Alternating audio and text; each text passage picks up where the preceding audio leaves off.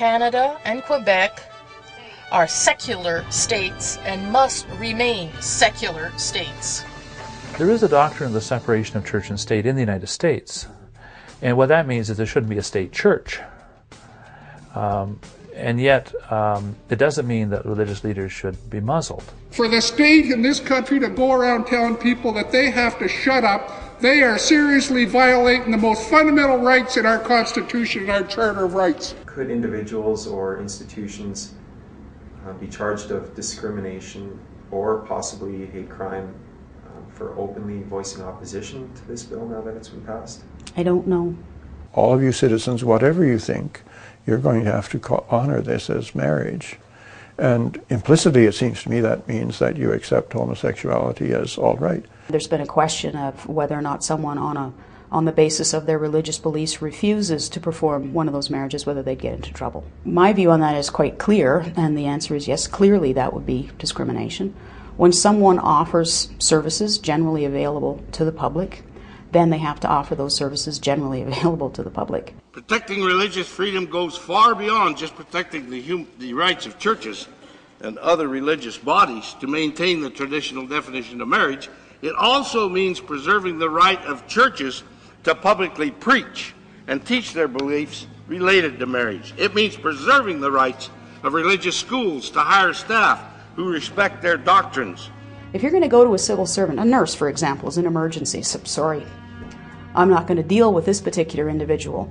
The question should not be, are you sure that that's a deeply held belief? Like, how deeply held is that belief that you really, really, really, really, really don't like black people? The question is, look after this person or find another job. In fact, there are examples in almost in a number of provinces now where individuals are being hauled before human rights commissions for so-called discriminatory speech or so-called hate speech. There's a teacher out in BC who was suspended for not for what he said in school, but just for writing a letter to the public, to the local newspaper, saying he was opposed to Bill C-38. Mr. Speaker, it's a sad day for political freedom in Alberta and in Canada when a person is threatened with a prosecution for criticizing government policy. I'm referring to the human rights complaint brought against Bishop Fred Henry for his public criticism of the federal Liberals bill to authorize homosexual marriage. Commissioners for oaths who have a conscience about the matter are being asked to give up their positions and so on, or to resign. Mayors have been forced to resign in Newfoundland. A human rights complaint has been heard against BC Knights of Columbus for refusing to rent their hall for a lesbian wedding reception. No temple, no church, no synagogue, no mosque would be forced to deviate from their beliefs. C-38 is organized not only around the principle of equality, but around the protection of religious freedom as well. But the federal government has no right to give that protection. It's writing a check.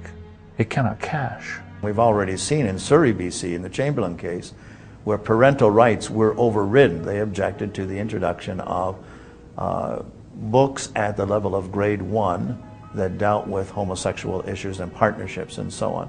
And that case got all the way to the Supreme Court, and parents were overruled. I think we need dialogue, open dialogue, and honest dialogue. And I don't think that's been part of this debate.